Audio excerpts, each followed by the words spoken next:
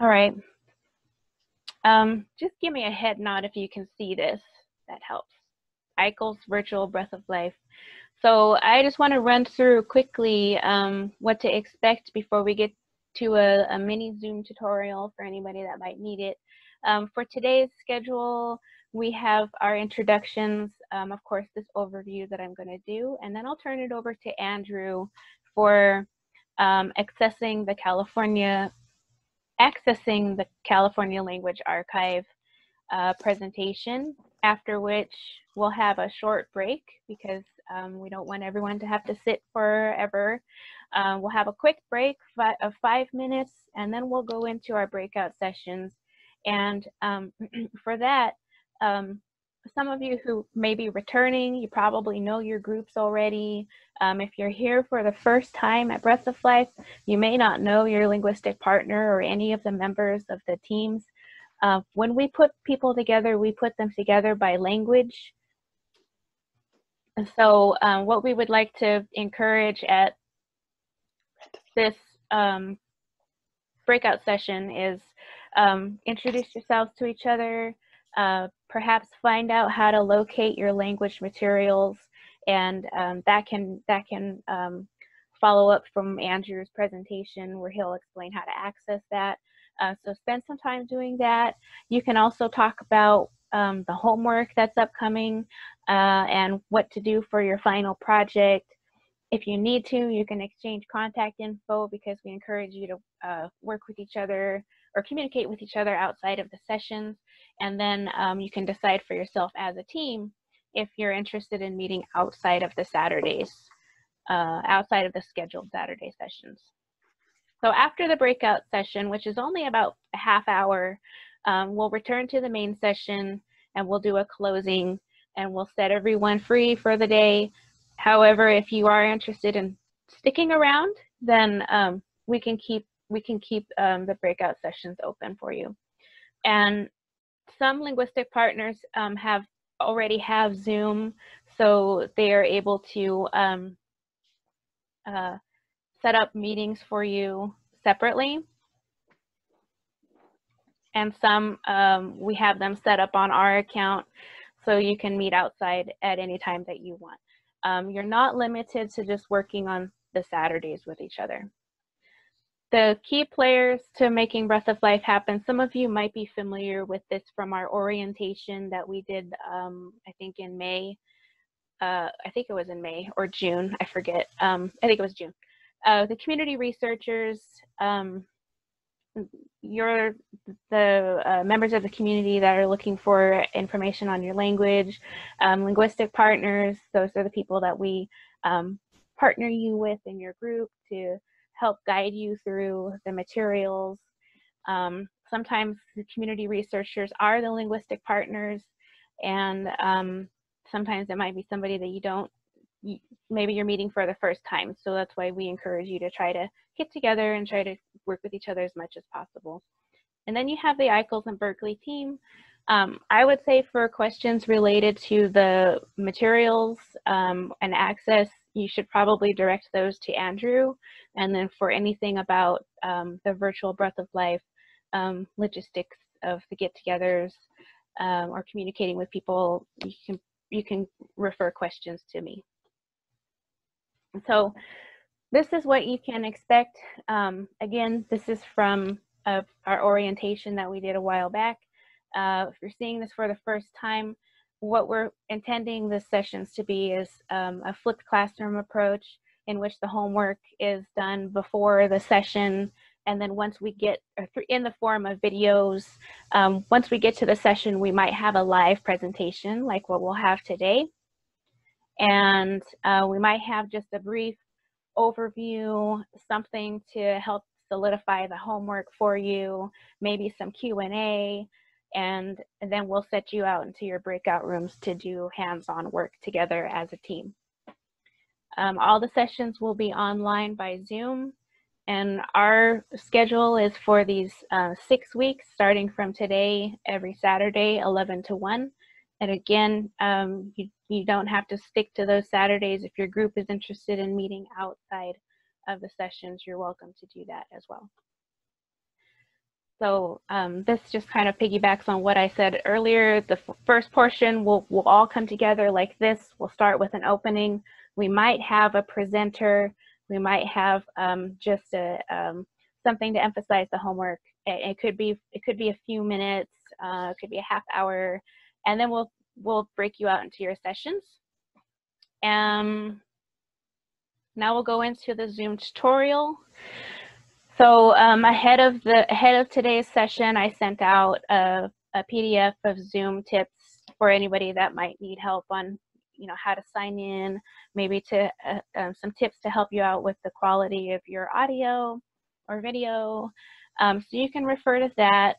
And I just wanted to briefly go over those while we have the time here. So when you sign in, some of you were placed in a waiting room until the meeting starts or until the host will allow you in. That's kind of a standard thing. For muting, when you call in, your audio will be automatically muted. So when you get in and no one can hear you, most likely it's not you. It's just that we've automatically muted you, because if you're calling in late and somebody's presenting, we just don't want the interruptions, and it will help to reduce the background noise. On the upper right hand, when we go back to the main session, you can change your speaker view so you can see just the person who's speaking, or you can toggle between that and gallery view where you can see everybody in the group. I recommend gallery view because you can see everyone, and I just think that's nice. Connection quality, just some tips that if your audio video quality starts to become unstable, you can try to stop your video and just speak, and that might help. So there are some other tips in that document to help you out. Raising hands, there's an option where you can raise your hand if we have a Q&A session, and what it'll do is put up a little hand, and then we can call on you to ask a question, and that way we can avoid different people speaking all at once. Mute and unmute, if you look at the bottom part of your screen, there is a microphone icon, and you can click on that, and that will turn your sound off or on so the group can hear you. Chat, some of you have already discovered this, but if you click on the, oh, okay. We have a comment from Andrew. He said you can unmute yourself by pressing the space bar. I didn't know that. Thank you, Andrew. So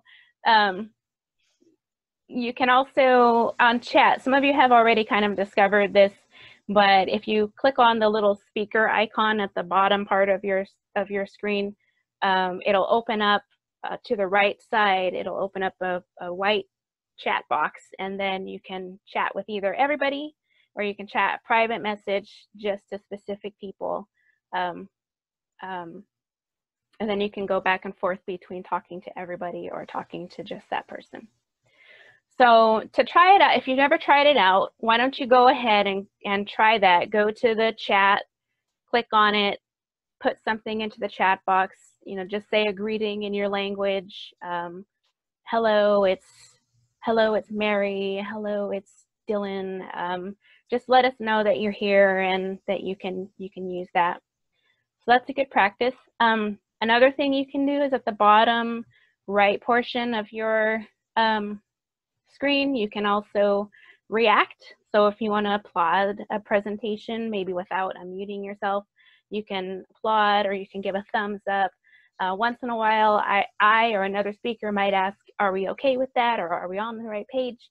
And it's a good idea to give us a head nod, or give us a thumbs up, or do a little reaction so we have some feedback. Okay, and then the last thing I wanted to cover is renaming. So the way I rename is if you go to your own image, there's 3 buttons in the top right corner, and you can click on that and rename yourself. So what I'm going to do is rename myself for Western Mono, and my name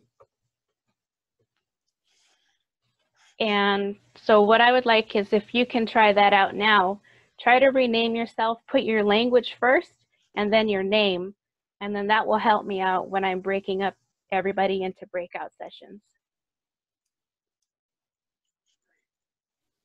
So I'm going to give you a little bit of time. Where do you want me to rename? Where do you rename at?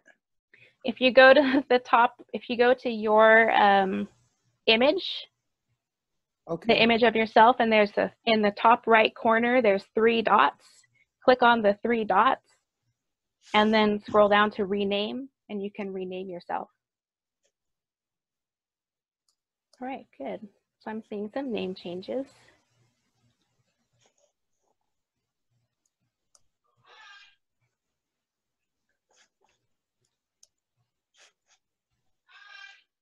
Great. Okay, yeah, that's very helpful. Okay, and if you have trouble, you can chat into the chat box that you're having trouble, and I can help you. So I think with that, we're ready to turn it over. I'm going to turn it over to Andrew and to go on with your presentation of accessing the language archive.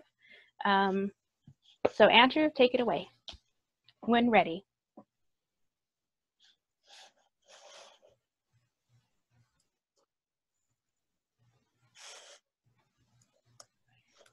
Can you guys hear me? Great.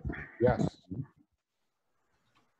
Sorry, I'm just restructuring my thing so I can see as many of you as possible. Awesome. It's nice to see everybody.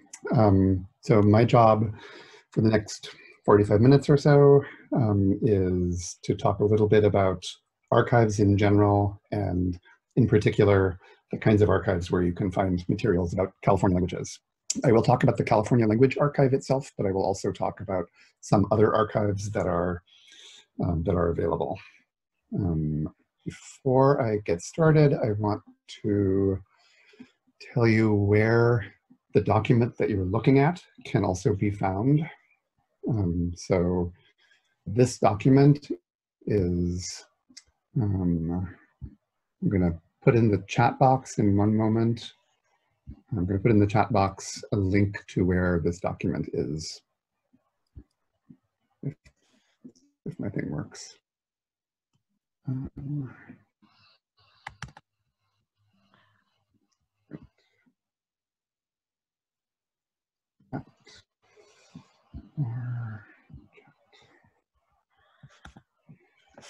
So the chat box, what I'm typing into the chat box now is the document that's on your screen. That you don't need to get it there because it's on your screen. I want to say first that the material that kind of we've assembled for you has been assembled partly by me, but also partly by Edwin Coe and Julie Nee, who are grad students in linguistics at Berkeley, and by Leanda Tangos and her colleagues and helpers at the Bancroft Library. They have, in particular, put together a lot of really awesome material. If you, so I can't really simultaneously see the chat box and talk and see your images, so if you want to interrupt with questions, which I'm totally enthusiastic about answering, you might have to wave your hand or unmute yourself and make a loud noise or something, just so I actually I can monitor the chat, Andrew. I can monitor the chat. Okay, yeah, thank you. Thank you, Kayla. So the first question is, what are archives? Like, what are they for? And so I put that at the beginning of this handout. An archive is an institution. Oftentimes it's part of a university or part of a university library.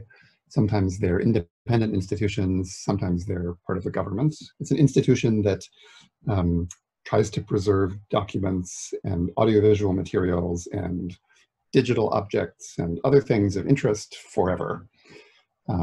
So, for example, the archival library at Berkeley has materials that go back to the 2nd century BC, and they continue to collect, I don't know, tweets and digital photographs today. So it has over 2,000 years worth of stuff that it accumulates. So the two purposes of an archive are long-term safety and accessibility to users.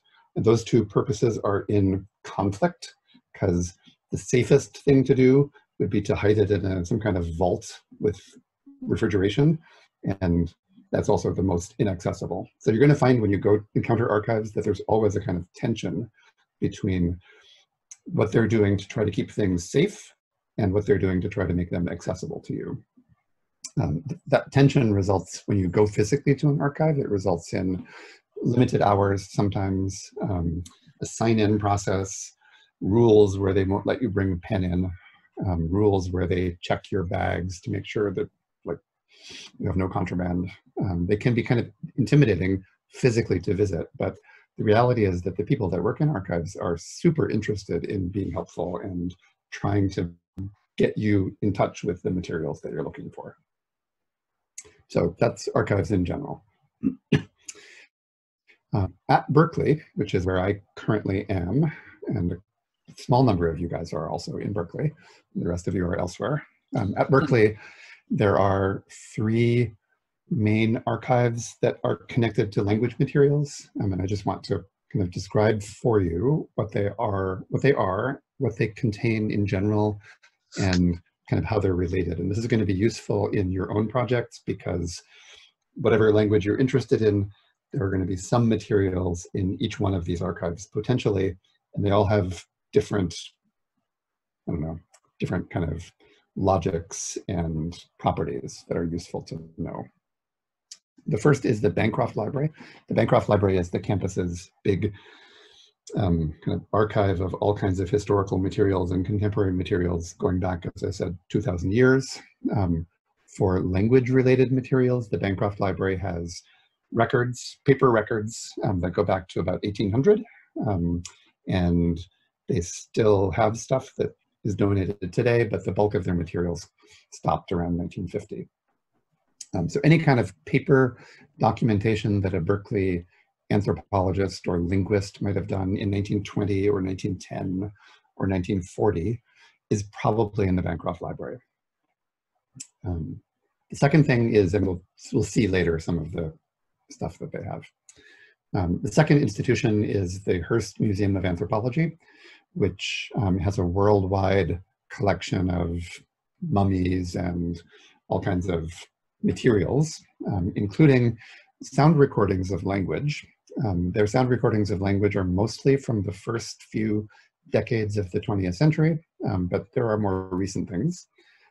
They have a collection of about 3,000 wax cylinder recordings of indigenous languages from California and elsewhere. And many people interested in California languages are extremely interested in their wax cylinder collections, which are also mostly available to you. The third archive is the one that is the smallest and most recent. It's an archive in the Department of Linguistics, which Leanne Hinton directed for many years and I'm now in charge of.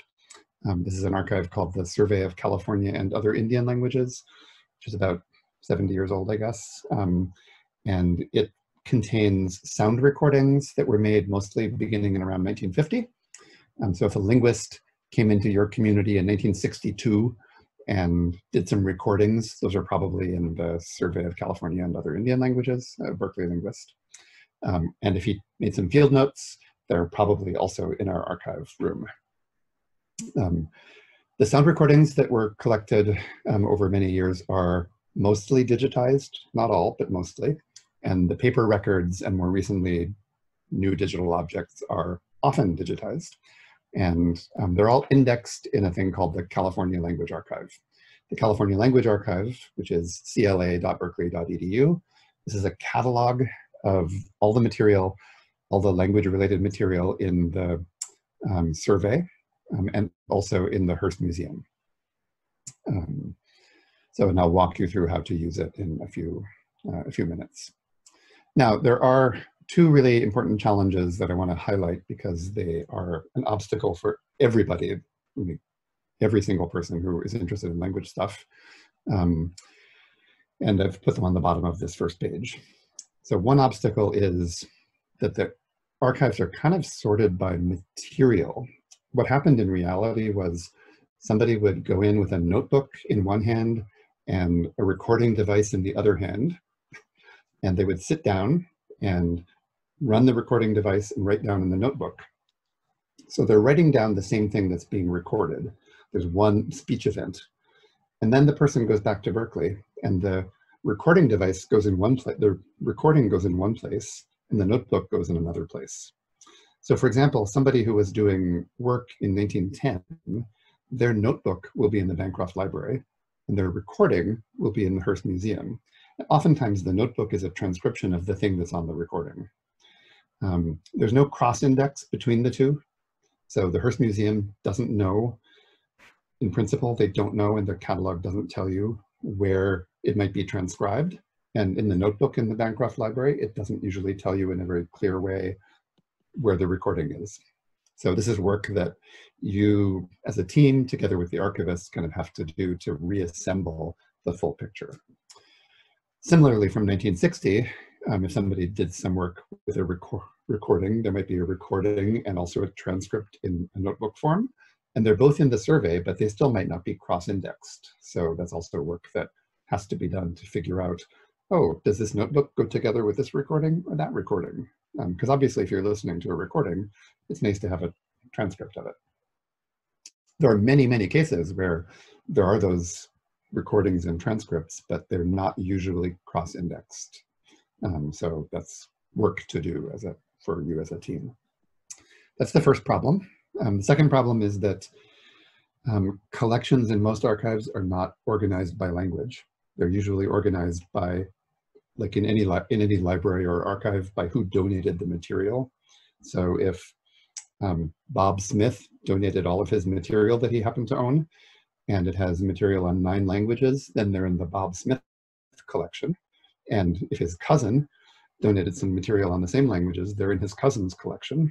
And the fact that they're the same language is sort of obscured by their being in different collections. So you have to do a lot of digging through seemingly independent collections to find what's actually the same thing. It might be your great-grandfather who worked with several different outsiders, and they wind up in different collections. And they're labeled, unfortunately, by those donors or collectors, not by the actual person whose language it was. So you can, those are demoralizing challenges, or you can regard them as kind of exciting intellectual puzzles to solve. So that's my overview of Berkeley archives. We'll look in a little bit more detail in a few moments about at how to make use of the material. I also want to mention, even though these things are not at Berkeley, but neither are most of you at the moment, I want to mention that there are 2 really important archives on the East Coast, where you are mostly not now, on the East Coast, that have substantial collections of California indigenous materials. Like every physical archive in the US at the moment, they're closed, like we're all closed, but they have online presences that can be extremely useful. So I want to mention in particular the American Philosophical Society, but also the National Anthropological Archives. The American Philosophical Society, which is several hundred years old, that has a subpart of it called the Center for Native American and Indigenous Research, which is very active and very interested in indigenous outreach. They have an excellent online catalog, which the link is right here, called the Indigenous Subject Guide. You can go to that online catalog. We'll look at it a bit later, but you can go to that online catalog. You can, there's a language browsing function, so you can select a language and you can immediately see all the collections that they have that have material related to that language. Sometimes they don't have a lot of digitized material. Sometimes they have notebooks that have been digitized that you could just read today. Typically they don't. Typically the things that they have that are digitized are sound recordings, and they have a lot of digitized sound recordings. They might have digitized sound recordings for your language. Those are never online sound recordings that they have, but if they're digitized, you can request access and you can get it pretty quickly. They are extremely responsive to user requests, especially from indigenous people. So we'll look at that in a little bit. There's also not quite so responsive and not so easy to use, but massively bigger than National Anthropological Archives, which are part of the Smithsonian Institution. You can search the catalog of the Smithsonian Institution. The Smithsonian Institution is vast. You know, it contains airplanes and a space shuttle and, you know, I don't know, all the tweets of everybody ever. It contains a lot of things, but you can search in it for language material, and some of that language material from the 19th century is digitized, and you can access it when it is. We'll look a little bit later at one or two things that are in the Smithsonian. Okay, so for virtual breath of life, does anybody have any questions? Let me just stop. Hi, Andrew. Yes, there is some difficulty getting into the box, and I've been putting in links in the chat from your handout, but maybe we can get a way to get that handout out. The box logins are not currently working. They're showing an error either through the Berkeley sign in or through the best one. That's a good point. That's because I gave you the Berkeley version of it. Okay, great. Thank you. I think I resolved that problem. But Andrew, actually, like myself and some other UC people tried to log in, and also it said for us with our Berkeley login that the file wasn't there. In the chat, there's links up to the point of the American Philosophical Society, but we'll, yeah.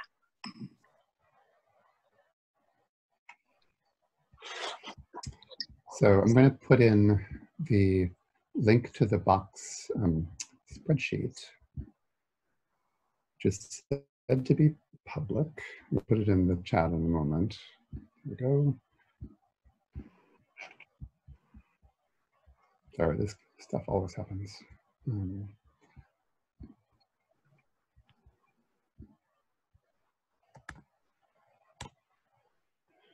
This worked for you, Carly, right? Yeah, it worked for me. I was able to look at all the files.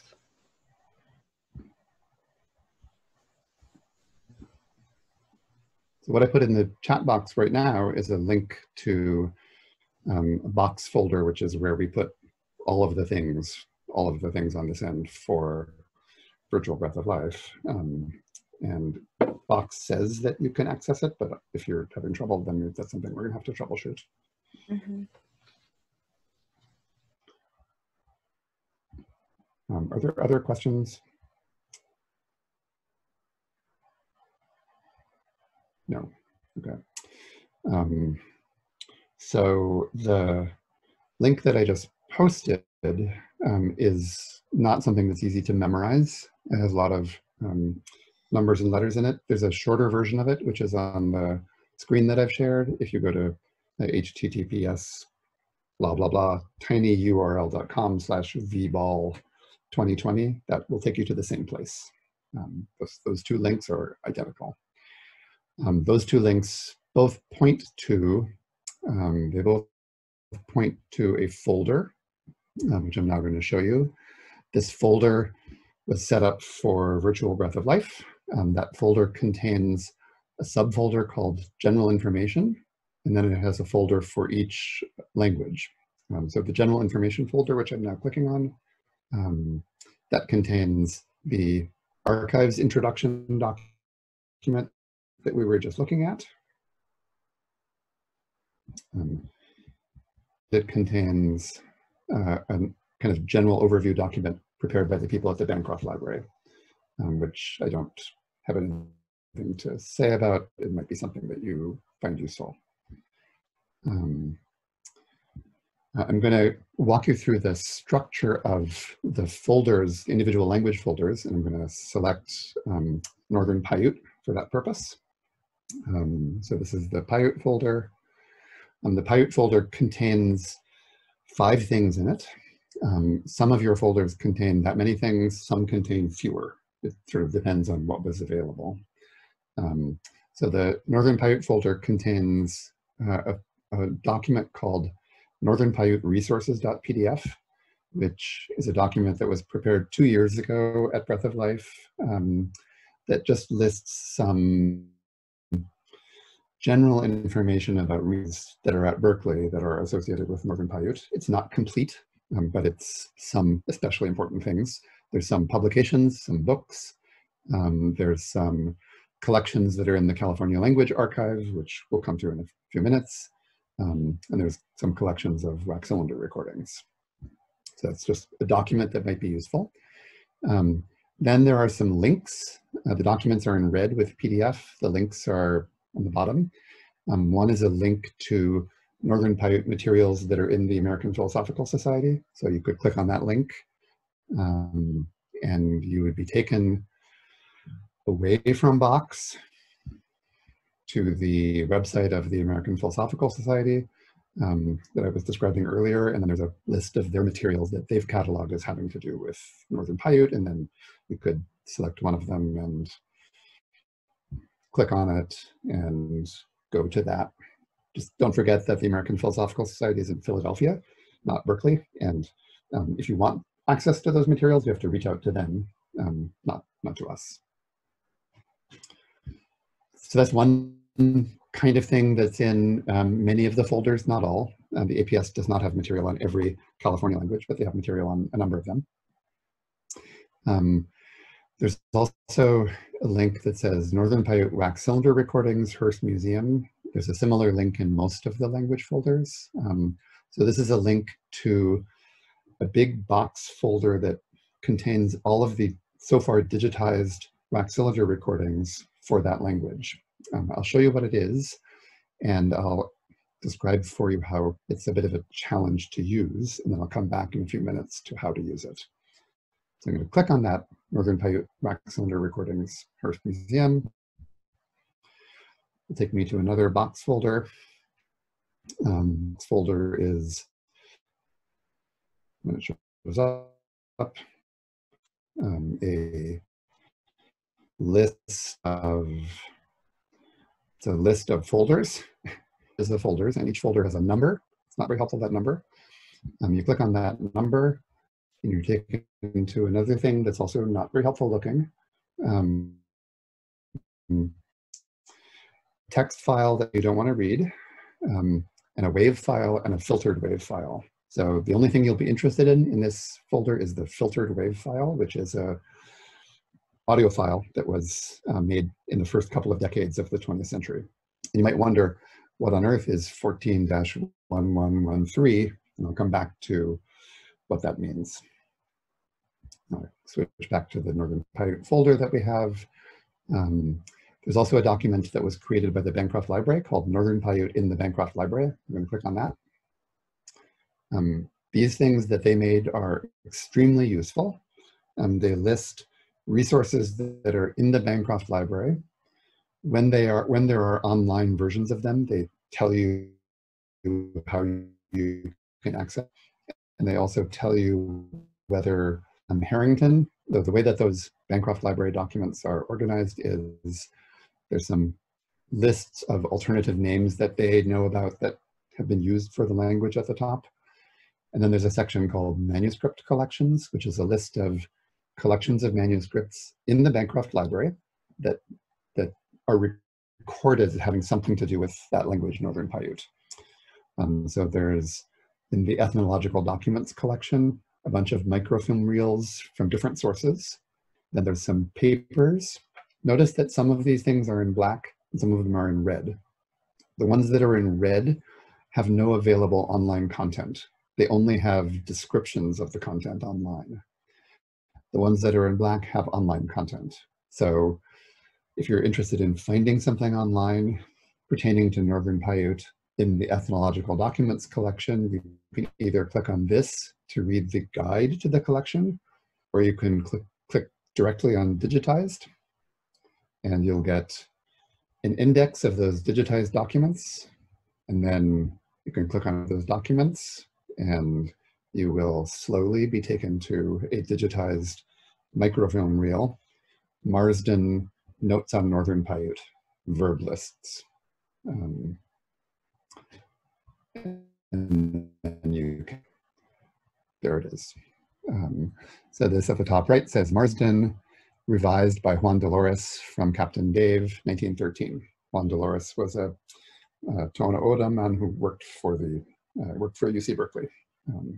So some of this marginal handwriting is probably by Juan Dolores. This note itself is by A.L. Kroeber.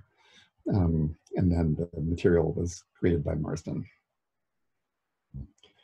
So all of these things that are listed in this column are microfilm reels that have been digitized that have Northern Paiute things.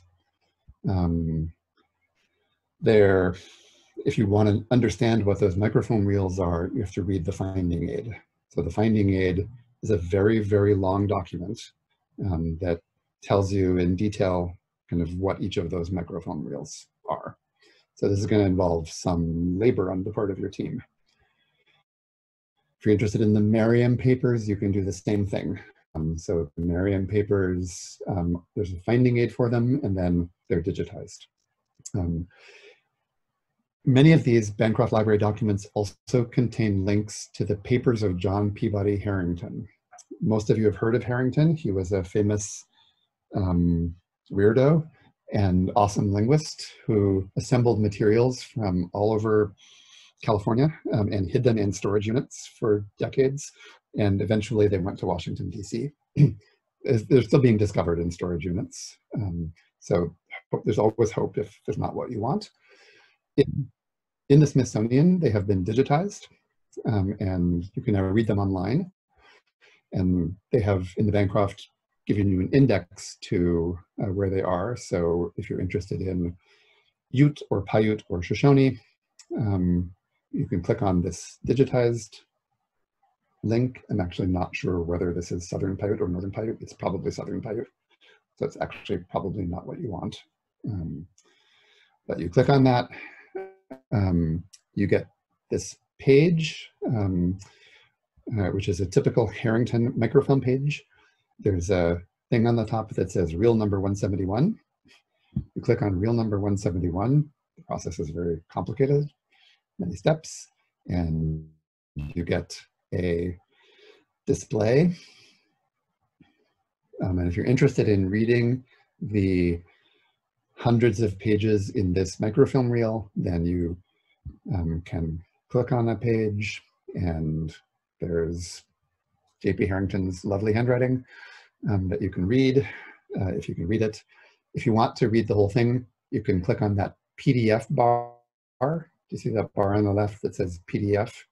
You click on that PDF bar, it's very slow, but it will download the entire reel as a PDF to your computer. That is what I personally recommend if you have the internet bandwidth and the computer storage to do it. It's very irritating to read through the microfilm reels online. It is straightforward to download them to your computer and read them at home or whatever. You can do that with any of the Harrington microfilms at this point. And the Bancroft Library documents will contain pointers to those Harrington microfilm materials.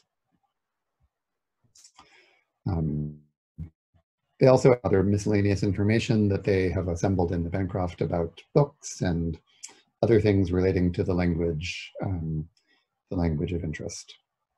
I'm going to pause again and see if there are questions, either in the chat or verbally, because I know I talk too fast. And this is really dauntingly lots and lots of stuff. I have a question. So I kind of got lost in all the interface because I went to the Philadelphia place, and but you were going through some interesting things there. So now when I see the recording of this later, will it show your lecture in the sequence of slides that you've been using? You mean the video recording of this Zoom? The video recording of this this presentation, yeah, of your presentation. Carly, do you know the answer to that question? I'm sorry, I had to step away for a minute. What was the question?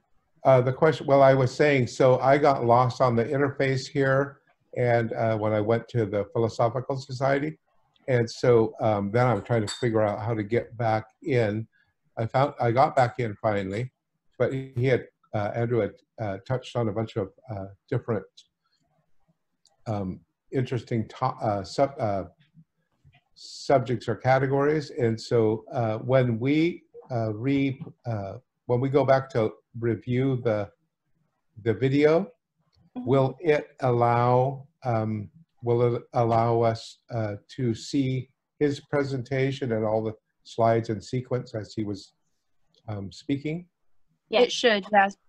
Yeah, Okay, you'll good. see his presentation Okay. in order.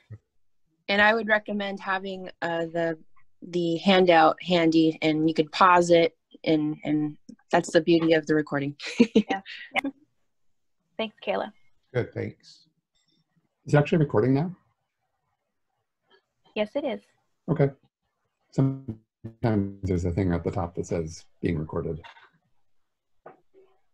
It's blinking. Okay, The good. recording button. Let's go back to that original archives document, because it's true that I'm kind of going out and being very confusing, but the starting point can be this document. From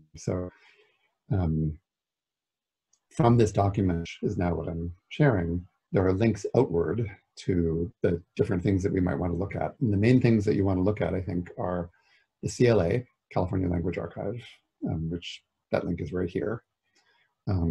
Potentially the American Philosophical Society, and that link is right here, the Indigenous Subject Guide. Conceivably the National Anthropological Archives, although they're a bit intimidating to use. And we put links to all of these things also in the individual language folders. So in the Northern Paiute folder, there's a link to the American Philosophical Society holdings. There's a link to their recordings in the Hearst Museum, and there's a link to the California Language Archive. So I think what I'd like to do is to show you how to use the California Language Archive.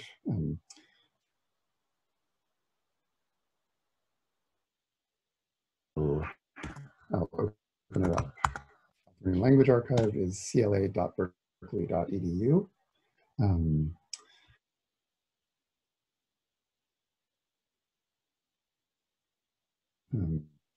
Internet is being slow because there's so much going on. You can access material in the California Language Archive in a variety of ways. You can either just click on a link that we gave you in the little folder, or you can search or browse or use the map. Those are the three ways of accessing. So searching, which I'll do last, would involve typing something in the search bar. Browsing would involve, for example, going down under where it says Browse CLA, clicking on Languages, and then you'll see a list of languages, and then you select a given language, beginning with whatever letter of the alphabet. You'd select a given language and click on that, and that would take you to a result. Same as searching for that language. Or you can use the map search. You can click on map search, and it will generate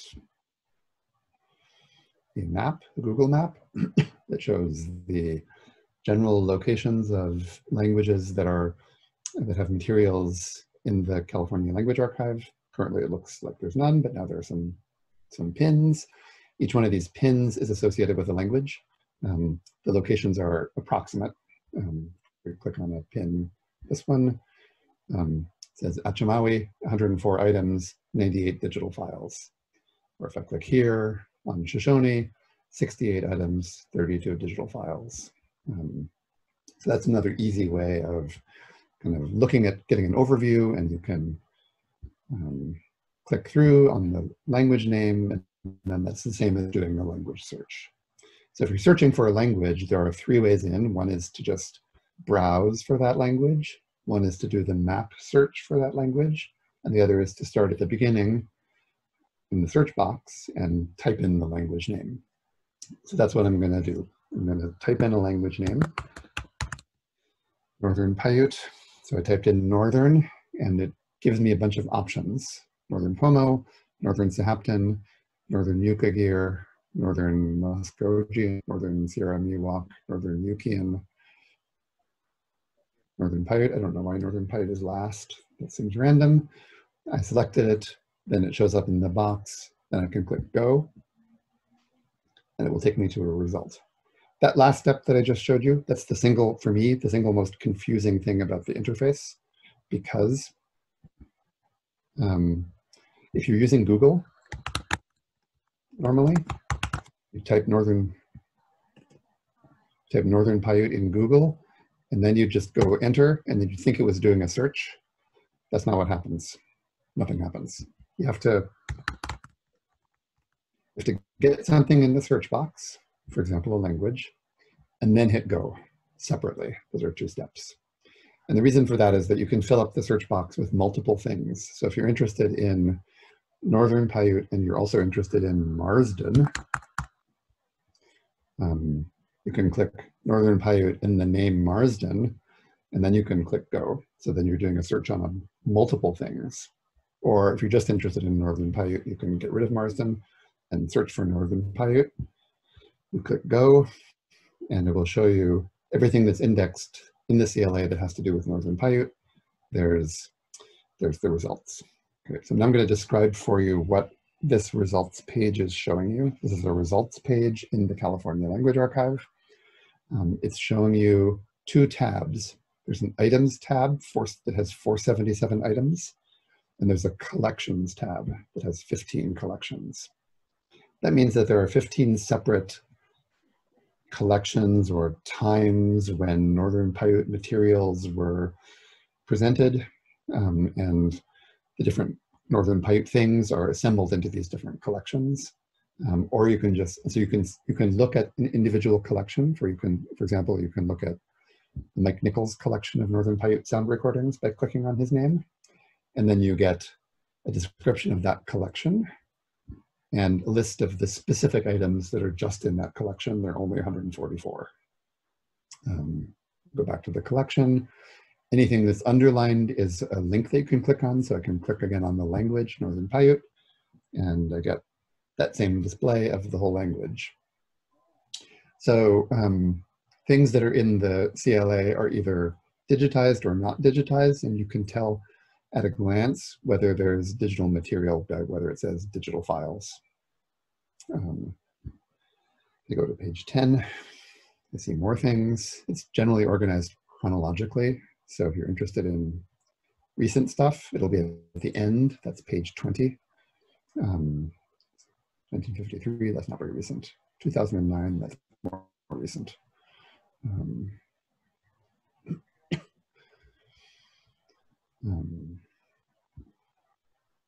10, 15. So you can kind of scroll through the pages and see lists of things.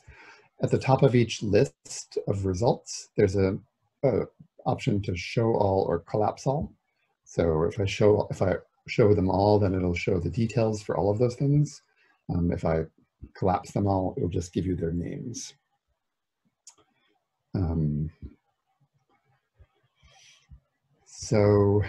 I want to tell you a little bit about what you're seeing when you look at the first page of results here. You're seeing here a list of files, and notice the dates of these files, dates of these things, 1914, 1927, 1938, 1914. And those are mostly, oh, sorry, I guess they're alphabetical. Those are mostly relatively old in the collection. And it says for most of these things, digital files with audio. So that sounds kind of exciting. There's digital files from 1914 that have audio, it says. So we click on one of those and we get this page that seems to indicate that it should have audio. This thing from 1914 is a wax cylinder recording. Remember that I mentioned that the individual language folders contain links to wax cylinder recordings. So in the language folders, which I'm now going to shift to, in the language folders like the Northern Paiute folder, there's the link to Northern Paiute wax cylinder recordings. I showed you that link. I'll show you again.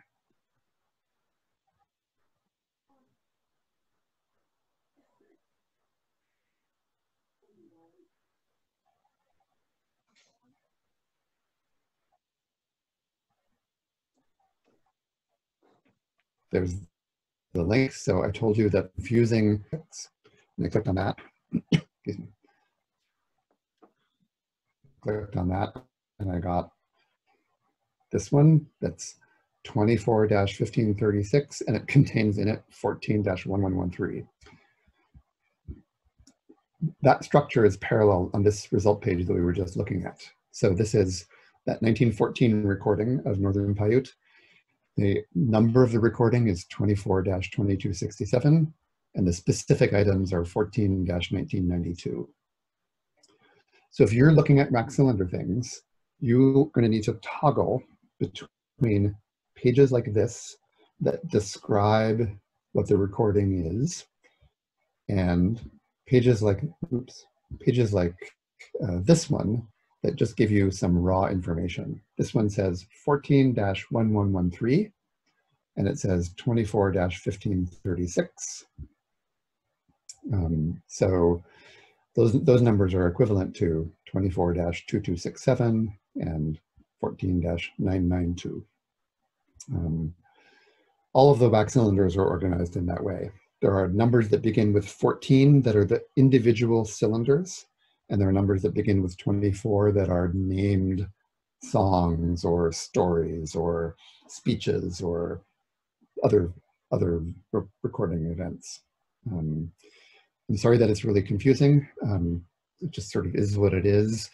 I'm super happy to re-explain that as many times as would be desirable, which is probably many times.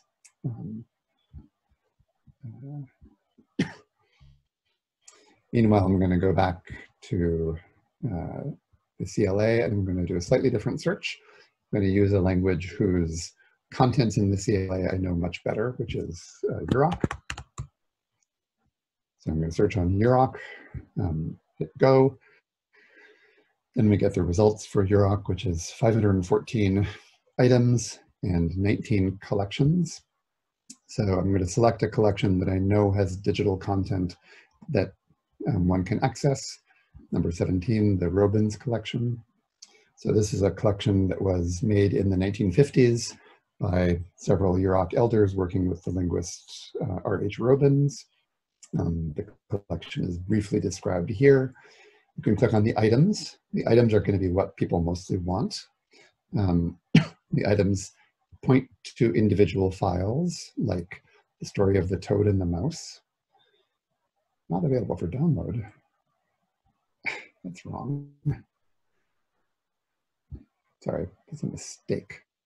Let's do Gene Perry instead. Gene Perry's collections, which are just the same, but somewhat later, working with the same person actually. So we click on number 23, a description of description of the flood. This is what a result looks like when there's digital content. Description of flood, and then for you, either you will get a display down here that has digital content, or you won't, in which case you do what it says right here. If files do not appear below, go directly to the asset folder. You do that. It will take you directly to a folder that looks like this. And then you can listen to the recording that you're interested in.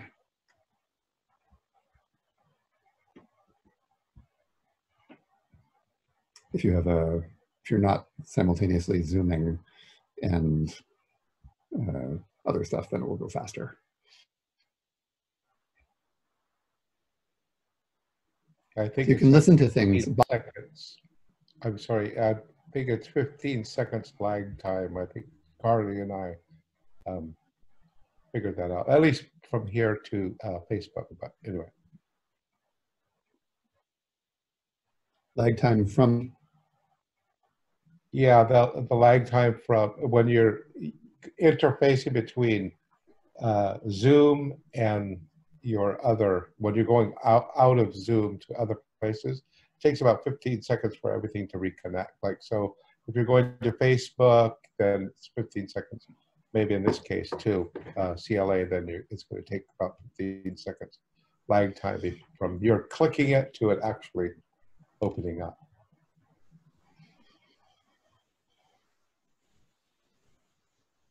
Thanks, yeah.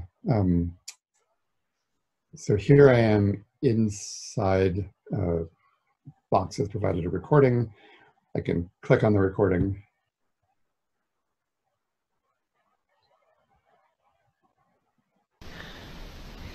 I don't know, high water or just like a murk, high water. This woman in Klamath there, they lived up the second story. And the river, you know, coming right down.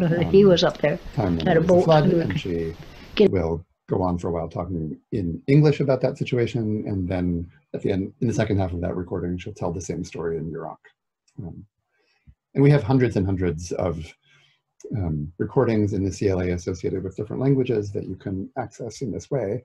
We also have many, many, many field notes in the CLA, field notebooks.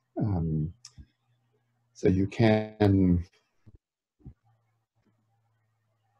get access to the CLA field notebooks, again, in the CLA, by, for example, let's say Mono is the language that you're interested in. Type in Mono. It's being super slow.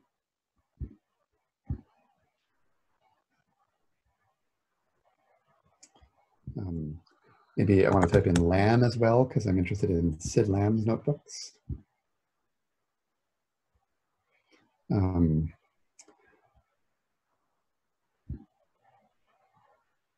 So here's a file number 79 on this page. It says Namak Field Notes. I'm going to click on that because that will be able to, I can illustrate what paper materials that have been digitized looks like. So this is a page that says Namak Field Notes, Lamb dot blah, blah, blah, 1954. It names the people that Sid Lamb was working with. It names the languages that he was working on. It describes the object, and either there's a display at the bottom of the page that allows you to look at it, or you have to click on something to get there. It says, if files do not appear below, you may go directly to the asset folder. I did that. It opens up another box folder that says lam 003.013.pdf. I click on that, and then slowly the digitized version of this notebook will materialize. This is a notebook that's physically in the Survey of California and Other Indian Languages on the Berkeley campus, which is closed, but you can read this notebook, or it becomes visible for you. Just wait for it to materialize.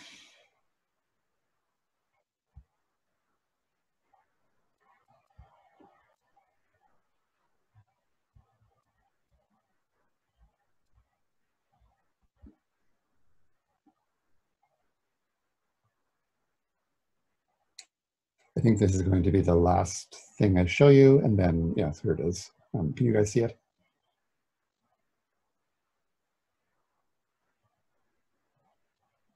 Can anybody see it? I can see it. I can see it. Okay, good. So yeah, this is a scanned version of this notebook that Sid Lamb made in the 1950s when he was a grad student. These are his transcriptions of songs in Bishop, I guess. And it's going to be very slow to load pages, but you can just read through this notebook. If you're interested in the material in that notebook, you can read through it. And it's possible that this notebook by Sid Lamb will be correlated with some audio recordings that he made, because he also left his audio recordings in Berkeley. So potentially you can go also through the California Language Archive to Sid Lamb's audio recordings and try and figure out if there's some correlation there. So here's Lucy Kinsman and Willie, can't quite read that name. More transcriptions of things. I'm pretty confident that these are things that he did record. These are transcriptions of songs, but there's a variety of different kinds of materials. I think it says Willie Pignon. So I think, oh, Pignon, thank you. Thank you. So I think for you, that what I would recommend as the starting point for each language would be the little folder that we made that has some resources and some links pointing outward, and the General Archives introduction document. And there's going to be a lot of sort of trial and error or hitting and missing as you're kind of moving outward to try and figure out what the structure of the collections in individual archives looks like. And I am totally available to help you with what knowledge that I happen to have about some of them, some of the archives and some of the collections. And I know that some of the linguistic partners are extremely experienced in working with these materials, and in some cases much more experienced than I am in those materials. So hopefully all of us together can kind of put together the material that you need for the work that you're doing. And I think what I would like to do is stop talking and answer questions or repeat things that you want me to repeat.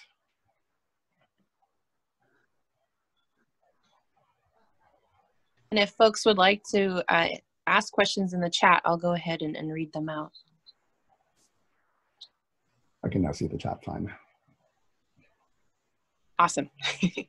I would like to add too, this is Carly, for the groups, if you're here for the first time, this can be overwhelming, a lot of information all at once.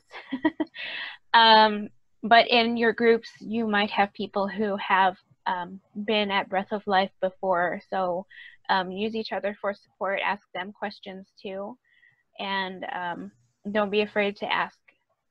There was an important question in the chat about what to do when things are not online. Oh, yeah. And that is worth talking about a bit. There are some cases where, so there are different situations. So I guess the simple answer is nothing. Typically when things are not online, it means they're physically in the archive, but they haven't been digitized. Normally what you would do is go there and look at them, or call up the archivist and persuade them to digitize it for you. Unfortunately, neither of those things is possible now because all the archives are physically closed. So if the situation is that the material is in an archive and has not been digitized, then basically we are stuck until the archives reopen, which I don't know when that will be exactly. It depends on what happens with the pandemic. Mm-hmm. So that's true probably for most of the things that are not digitized, that are not online. There are some things that are not online in the CLA specifically, the California Language Archive. So you might come across something that says restricted access. And that means when you come across something that says restricted access, that means that the person who donated it said, I need to give permission for access. And so if that happens, what you should do is just email me immediately if you can, or work with your linguistic partner to email me, and we will reach out to try to get permission for you. I can't guarantee that that happens. It depends on whoever the donor was. But usually that works out okay. Not always, but usually. It looks like we have a question or a comment from Pam. Pam Monroe. Yes. Andrew, well, just a general question about what you just said. Is digitization going on now during the pandemic? No. Okay. I mean, everything is closed. Nobody's allowed to go on campus. Yeah, well, I understand. So my question involves things that I have seen in the California Language Archive that don't appear now in the catalog. So there's one manuscript, I can email you details about this, but there's one manuscript that I saw a long, long time ago, maybe 10 years ago, that I luckily do have the reference that was given for it then, that's in a bibliography, but it doesn't show up. I just looked at the CLA catalog online and it doesn't show up. And I recall that it was marked as lost 2 years ago. So who knows what the situation is. The other is, I thought there was a notebook from Krober that I consulted and Xeroxed some of 2 years ago. and it doesn't show up there either. The Kroger notebooks are in the Bancroft Library. Oh, are they? Oh, maybe. So they're not indexed in the CLA. Okay, fine. I thought it was in the CLA, but and they're also not. Unfortunately, they're not digitized. Yeah, no, I made some copies. They weren't overwhelmingly useful. But this other manuscript, do you have any idea about things that might have been lost from the CLA? Yeah, I don't know. I mean, I'm sure that there certainly are some things that got lost over the years. I think we should just talk about it. I just wondered whether separately. maybe it might have been misfiled and you might have later found it or something like that. My recollection was that this was just, you know, some Xeroxed pages in a folder. Your question is too specific for me to know the answer to at this moment. No, of course not. Yeah. Of course not. I will send you the reference. It's possible. And maybe you will know something about it. Thank you. It's for the interest of time, it's 12:19. I'd like to give everyone a break.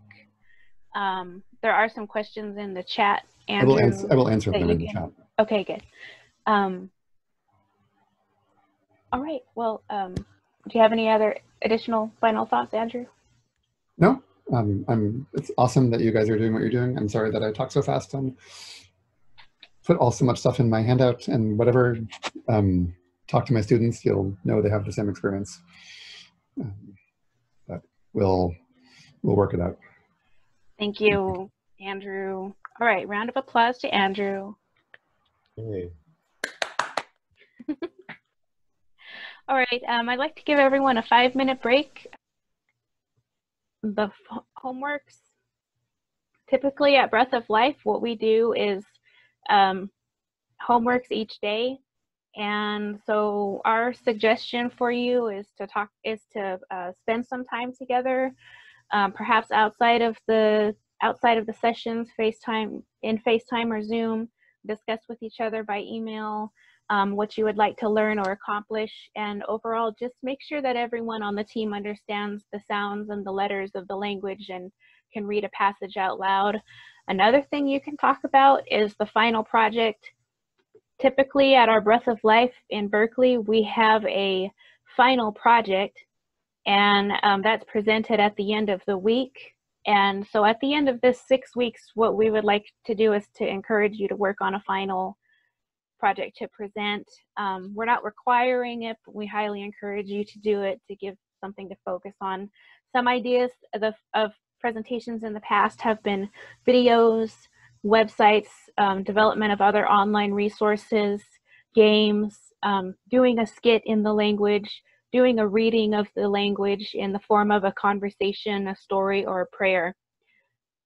Kitty Nagiri is working on a Facebook group, and homeworks and elements of your projects can be posted to that Facebook, and we will send out information to you later on how to join that.